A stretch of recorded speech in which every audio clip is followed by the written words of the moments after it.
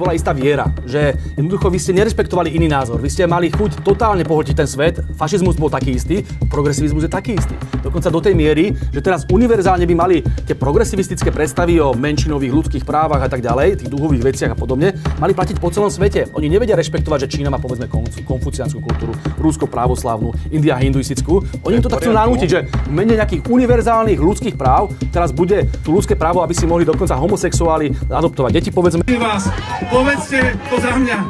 Je to americká.